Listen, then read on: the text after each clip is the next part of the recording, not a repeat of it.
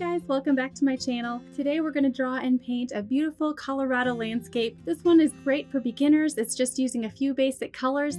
Let's jump in. My supplies today are just a watercolor journal. I'm using my Paul Rubens watercolor journal. It's 100% cotton paper. It's a fabulous, affordable paper. I've applied some washi tape all the way around so that I have beautiful borders. I have water jars, paper towel, and of course my palette of paints. And I'm just using a single watercolor brush today. This is my Trekell Protege size 8 round brush. You can really do any number of paintings with just a single brush like this. I also happen to have a test piece of paper right here. The reason for that is it's so helpful to have something in front of you that you can test your colors on first before applying it to your finished painting, especially with watercolor because it's a little less forgiving than some other art media. So we're going to have that just to test our colors on first before we put them on the painting. My reference photo is one that I snapped myself while I was driving through Colorado. It's got this beautiful stormy haze to it. The sky isn't blue, it's cloudy, but the foreground is still somewhat lit up. So there are a couple of really interesting factors to this composition. We've got a little river here in the front, some bushes, and some sweeping landscape, and then the mountain in the background. We're going to start by just sketching the silhouette of the mountains in the background. These don't have to be perfect, but make it really high towards the top. One of the more interesting aspects of this painting is going to be the river and the bushes in the foreground. That's where we're going to apply most of our detail. So be sparing with the detail in the background and sketch really lightly. If you make a mistake, you want to be able to erase it. For example, I made that mountain a little too high. The only pencil I could find today was a Paw Patrol pencil because my kids come in here and steal all my art supplies. All right, this mountain here on the far right kind of slopes down and then becomes almost this plateau at the bottom. And then there's another little mountain just behind that. And we've got several levels of color. There's a layer of this kind of fading off in the distance dark blue. And even though you might be seeing dark blue though, just keep in mind that that's going to be a lighter value than the river and bushes in the foreground. And then you've got another layer. It's got a little more green in it. There's a hill right here. And then just do another layer below that.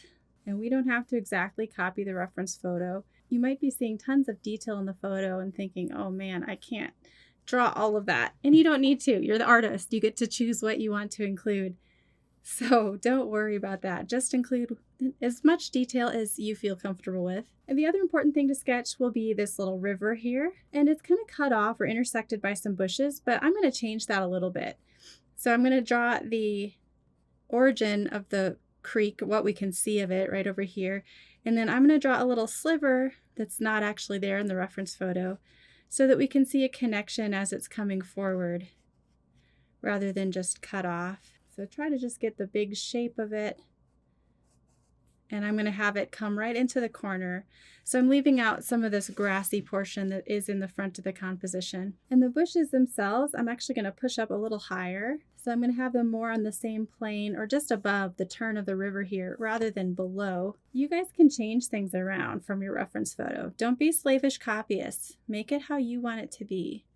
If there's something in your reference photo that you don't like, and let's face it, most of the time you're not going to get a perfect reference photo, just change it.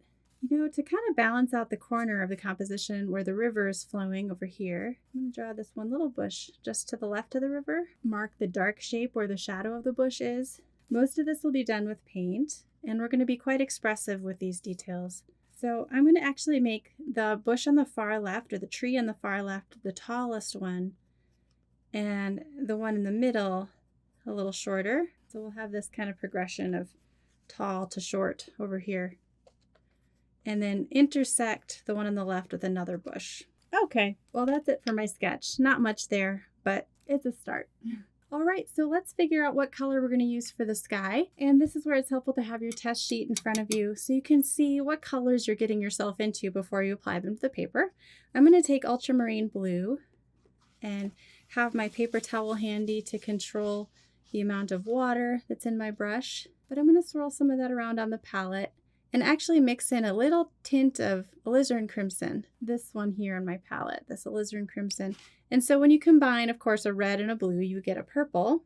Let's mix in a little more blue, make it a little less purple, dip in the water, and on the test sheet, I think it's still too purple. So let's mix in a little bit of phthalo blue. You can mix up different blues, cool and warm ones, to get just the right adjustment for what you need. And if that's still a little bit too purplish or a little too brilliant blue, let's test it out first. I think that's pretty close. Okay, so swirl that around on your palette so you have a nice juicy amount of paint on your brush. And let's go ahead and paint the sky quickly. We're going to do this wet and dry. It's a small space, and what you're going to do is actually cover up the whole first layer of mountain with your sky color. Dip in the water, remove a tiny bit of paint, and as you come closer to the mountain, water it down a little bit. All right, so because we're doing wet on dry, the paint is going to dry really fast. So just be careful that you're making it smooth and even. So there we painted in our sky and the first layer of mountain. We're actually going to dip it in the water and apply another level of our ground, but with a lighter variation of our blue. So that means a little more water mixed in, more water, less pigment. And we're painting this on the next tier or level in our background. Just needs to be a little lighter. This is more foreground green grass in the image. And then for the next level, we're going to need a new color. We're going to need sort of this, it's hard to describe, sort of a light spring green, but it's very earthy. Let's try burnt sienna, Hansa yellow light, and a little hint of ultramarine blue. And then mix in some water. Oh, I think that's just about right. Okay, so let's apply that to the next layer of earth right below our middle layer. And if this is dry enough already, well, let's finish this layer here. We'll add a little bit of water in, paint this little hill that's sloping over here. And then let's do the next layer. So the foreground is even more yellow in there. So I'm just going to mix some more Hansa yellow light in with the color that I've already mixed up. And apply this to the ground, doing a horizontal motion with my brush to suggest the sideways flat level of the landscape right here. Now you can dip into more pure green at this point. I'm going to use Hooker's green. And we're going to drop some of that in wet and wet in that wet layer that we just put down. Little streaks of green inside your more yellow layer. Then dip in the water and using that Hooker's green that you mixed up on your palette a little bit, add in some more Hansa yellow light and a tiny little bit of burnt sienna or a brown that you have so that it's more of an earthy green. Mix in enough water so it's not super vibrant. And let's just keep painting the next level of grasses. Dip in the water if you need it to be a little lighter. And where you want it to be more vibrant, dip directly into your paint that you mixed up. You can apply this color pretty much all over the rest of the foreground here. Just painting around your river, but over the top of those bushes that you drew. And mix up some more if you need to. And I need to mix up some more. So Hooker's green, Hansa yellow light, and a tiny little bit of burnt sienna just to neutralize it, make it more of an earth tone, was the combo we used here. Try to miss a few little areas of your paper, and that's going to be to suggest some of the seeding grasses, which are going to be lighter in value. Right now I'm just scribbling over the top of my bushes here, but I am kind of leaving just a couple little patches of grasses that are whiter or lighter, the white of the paper showing through, and just blotting with my brush to suggest some grasses in the foreground. All of this is just a first layer. So if it looks super ugly, that's okay. Don't be discouraged. Every watercolor painting goes through an ugly phase, or 2 or 3 or 4. Now that the sky is dry and the mountain is dry, we need to set that mountain apart from the sky, right? By making it a little darker. So let's just take another layer of our ultramarine blue mixed with a teeny bit of alizarin. We want it to have a nice purplish cast, right? It's off in the distance. Mix in enough water so that it's flowing for you.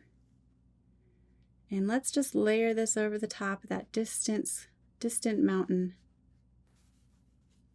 Here you'll need to slow down so that you get the silhouette of the mountain against the sky correctly portrayed. Don't be messy right here. Take a little more time with these silhouette shapes. And then this one over here. And then you can add the suggestion of trees way off on the hill in the distance. Just kind of scrubbing your brush or scraping across the surface of the paper. We're going to introduce a little bit of yellow into the second layer of mountain here, or plateau just below the mountain. Because it's not supposed to be completely blue in the reference photo, you can see there's like a hint of green in there. Let's be subtle with this though. And actually add in a little bit of burnt sienna. And I think that actually works better than the yellow for creating the correct color for this level. Yeah, a little more red in there, oddly enough, seems to work better.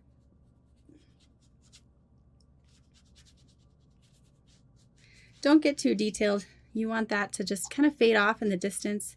It is further away from the viewer, so you shouldn't be able to see as much detail in it anyway. I'm dipping into some burnt sienna. That looks like this, but when we layer it over the top, you'll see it looks quite different. We're going to layer it over this little hill and leave some of the hill untouched by the burnt sienna. We're adding just a little bit of dimension and shape to these hills, leaving some highlighted sections that are more in the light and some darker sections that are escaping into shadow. Now I need some more blue for this shadow. Dropping that in.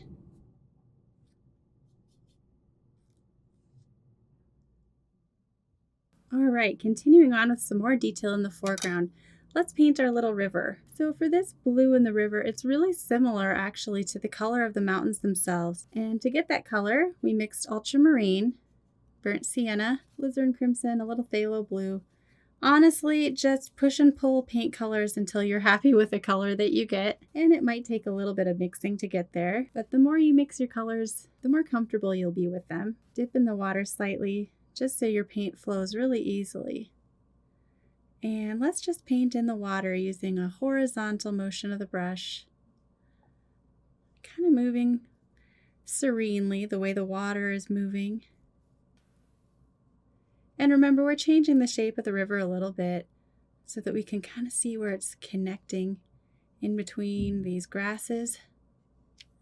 If you want it to look like it's glimmering, leave little teeny patches of white. And already it's dried enough that you can swipe your brush across the top and leave a darker layer. See that? Now let's take some burnt sienna and paint shadows right underneath the grasses overlapping the river. And here you can also start to paint the shadow in the grass itself. We'll paint the shadow on this side. This is the shadow of the grasses being cast across the water.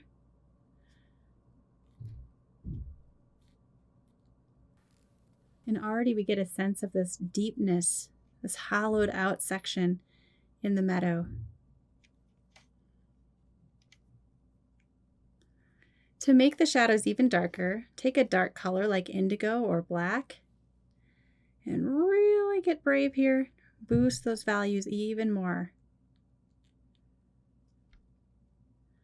Don't be afraid to go really dark in your values in the focal point, if that's what you're seeing in the reference photo. Wow, so see how dark that is, and it really looks like it's just carved right out. Let's take a teeny bit of yellow and throw that into the water so that we're getting a sense of the color of the grass reflected on the surface of the water. And that's pretty much it for the water. So now let's finish up some of these grasses. We're going to take Hansa Yellow Light and start to just do some horizontal brush strokes with the yellow in the background. Be a little bit sparing with these, nothing too crazy.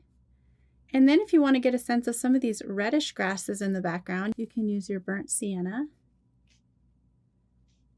and just sort of blot that on alongside the yellow. Again, I'm holding my brush almost completely flat sideways to get an angle like that. And then we're getting a sense of more color in this beautiful grassland. It's not just flat green. All right, so let's work on some of the more rich green tones that we see in the foreground. Take some more of your Hansa Yellow Light and mix in some Hooker's green or whatever jungle green you have. Now that's a really, really vibrant color. Look at it on the test sheet. It screams chroma, and we don't necessarily want that in a landscape unless that's what you're seeing.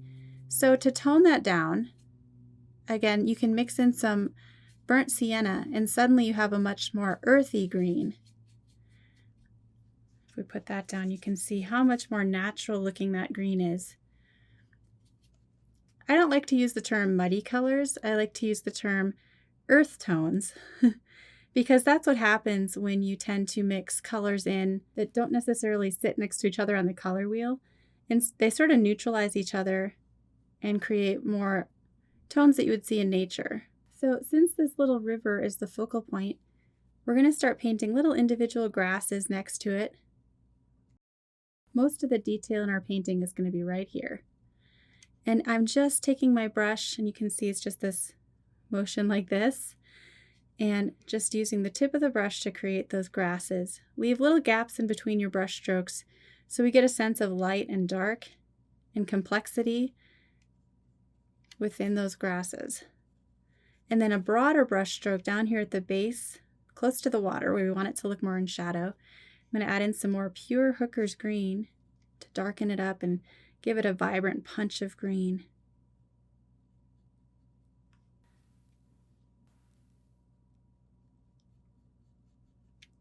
And then let's take that same combination of Hansa Yellow Light, Hooker's green, and a little bit of burnt sienna. And let's use it to paint some of these bushes on the other side of the composition. I think I decided to put one right here. I moved it around. It's not exactly where it should be if I was copying the reference photo exactly, but I'm not. And as the artist, you can do that. You can make those calls. And now I added some more water in, and I'm just kind of blotting, trying to create the whole shape of this horizontal section of bushes that are all side by side and sort of hidden in the grasses, using the tip of my brush to push and pull that wet paint up in the shape of pointy little trees and foliage. The beauty of watercolor is really when you exercise enough control to leave certain sections untouched by paint. And that is what will give it that luminous look that is so coveted in watercolor paintings. All right, so just be free with your brush movements here and slow down and just be a little more careful as you approach the focal point. I'm using more pure greens here again. So there are different ways that you can draw a viewer's eye to the place that you want them to be looking in your painting. And one way is with the brightest colors. And so over here, we have this dark cutout of river, and I'm applying this bright green that you don't see anywhere else in the painting necessarily, at least not yet. And also with value. So if you have your darkest contrasting value in one little section of the painting, that is going to draw attention. So that's another way that you can kind of control where your viewer's eyes go in your painting. I'm adding more water in as I'm moving away from the focal point and starting to wash out the paint a little bit more with less detail. Foliage doesn't have to be hard to paint. Just experiment with all kinds of different ways to move your brush, and you'll be amazed at how you can sort of use a round brush to make something look like a thing. All right, so I'm going to leave this section fairly untouched. Again, this is that element of holding back, but I do want to apply some more dark paint over here to balance out the composition and to paint these bushes. So overall, I'm just going to darken them with that mixture of green that we made up earlier. Give them a more defined shape now. And then in the section of grass that I left untouched by paint over here, I'm going to cover that with a really light wash of burnt sienna. Just enough to make it not pop out quite so much. We'll apply a little of that down here to the corner along the river. All right, so for the final details, it's these little trees over here. Let's add some indigo and burnt sienna and hooker's green to make a really, really dark green. You might need to mix up quite a bit of this. Whenever you're trying to mix a really dark color, you're only using enough water to get the paint flowing. That's it, just enough. So what we have here is this super dark, almost black green. And we're going to drop that into the shadow shapes in the bushes using a little blotting motion. And again, allowing the brush to mist little areas so we get a sense of branches catching the light. But we also want to see a really dark shadow here. And the paper is still damp, so what's happening is this dark color is softening out really nicely. Wet and wet doesn't have to just be done on clean paper. You can also use this effect over the top of wet color quite effectively. It's another way to blend and mix right there on the paper. I'm going to rinse some of that out, remove the excess on my paper towel, and then with a slightly lighter value, continue working my way across the bushes, creating these dark shadow shapes in the branches. A little more water mixed in. A little more. And just kind of push and pull the shape until you're happy with your trees. I think I do want to add just a little bit more burnt sienna to the foreground here, just to help boost the color, again, to make the grasses look even more interesting and beautiful. So I'm adding little hints of that here and there, especially in this section that was looking a little bit bland. All right, so sit back, double check your painting, see if there's any dark values that could go darker or any sections that you missed. This is your opportunity to fine tune and adjust. In the reference photo, there's a tiny little broken down fence back here, and I love that. So I think I'm just going to add a couple teeny little fence posts suggesting human life in this environment, and maybe one little cross post. It's so tiny, but there it is. I think that adds a lot. All right, I'm going to add one more little shadow to this little bush here. There we go. Now the best part is removing the tape so we can see how we did. Yes, and there we go. There's our finished Colorado landscape. Let me know in the comments if you guys would like to see more landscapes like this, and I'd be happy to paint some more. Thanks so much for watching, and I'll see you in the next video.